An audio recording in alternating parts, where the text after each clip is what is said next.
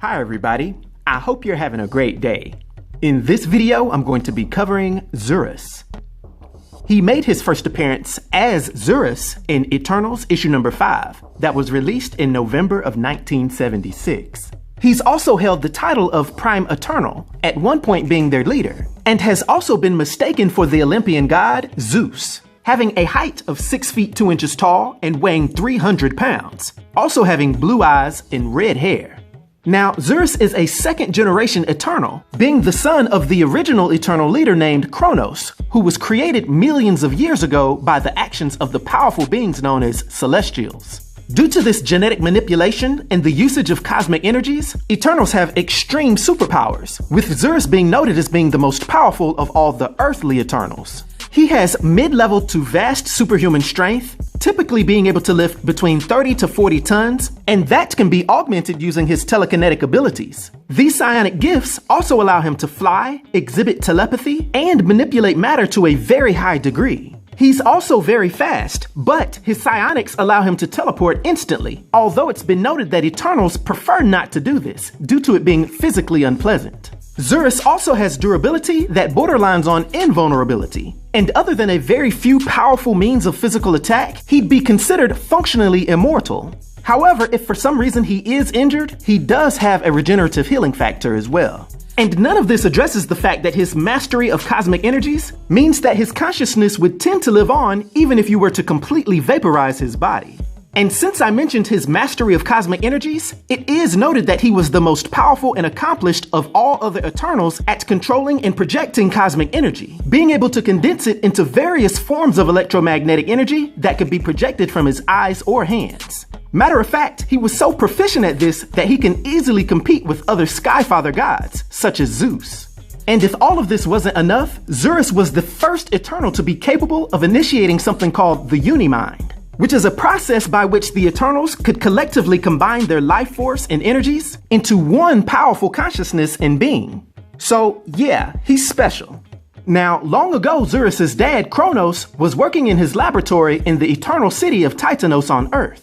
He was doing experiments to try to discover the secrets of the cosmic energy that empowered his people. But as these stories tend to go, the experiment went wrong, causing a massive explosion that completely wiped out the city of Titanos, and would leave Kronos in a non-physical but extremely powerful astral form. It would seem as if this accident even wiped out all the rest of the Eternals. But they would all be revived in what's known as reactivation chambers, and they'd quickly learn that they had new, even more powerful abilities. Subsequent to this, Zuras and his brother Alars, aka Mentor, would initiate the very first Uni-Mind. And during this bonding of sorts, all of the Eternals would determine that Zuras would be the most appropriate new leader for their race. Things would go pretty smoothly, but to prevent any type of disunity, his brother Alars and a few others would leave Earth, making a settlement on Saturn's moon known as Titan. This migration was done just to prevent any discord between the Eternal people, seeing as how Alars and a few others disagreed with Zuras about the direction the Eternal civilization should take. And just for the record, Alars' son would eventually be known as the infamous Mad Titan, aka Thanos. But regardless of this, Zuras would lead the construction of a new main city of the Eternals, named Olympia, which happened to be in the mountainous regions of Greece. Now, there came a time when the ancient Greek civilization began to rise, and the Olympian god known as Zeus wanted to make the presence of his pantheon known to the Greeks so that they would worship them. Seeing as how the cosmic nexus between the Olympian god's realm and the physical world was on top of the Greeks' Mount Olympus, Zeus and his daughter Athena arranged a meeting between Zuras and his daughter Azura, addressing the coincidence that Zeus and his daughter looked very similar to Zuras and his daughter, suggesting that the two Eternals could act as their representatives on Earth. They would all agree on this, and to seal the deal, Azura would actually take on the name Thena. And over the years, despite a little jealous tiff that the Olympian gods would have with the Eternals, things would end up working out pretty fine.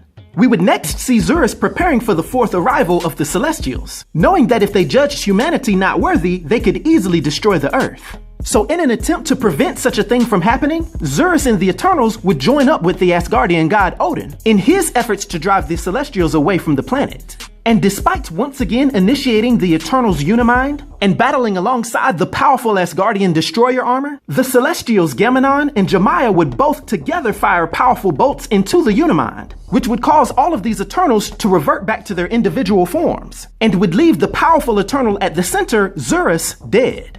Luckily for Earth, however, the Celestials would judge in our favor and leave the planet alone. From there, Zuras' daughter Thena would take up leadership of the Eternals. But we'd eventually see that Zuras' consciousness was very much alive and active, with him eventually being physically revived by the actions of the tricky Eternal named Sprite. The newly revived leader and Ajak being fooled into forming a Uni-Mind powered by the dreaming Celestial to rewrite reality into reverting all Eternals back into human. But at the end of the day, the plan failed, and Zuras would be restored to his complete power. Zuras would go on to struggle alongside the rest of his eternal brethren concerning the troubling revelations revealed by the arrival of the Dark Celestials. However, we'd see him arise out of this dark period for his people, only to later see him in his city of Olympia with a crushed skull, seemingly being taken down by his mad nephew, Thanos. But due to his eternal nature, don't be surprised if we see Zuras again. Now, due to his powers and abilities and his influence on the Marvel Universe, for my 1 to 10 rating, I'll give Zuras a rating of 9, which is an epic rating. I hope everyone enjoyed this video. I'll talk to you next time. Be sure to like, subscribe, and join the new Sage.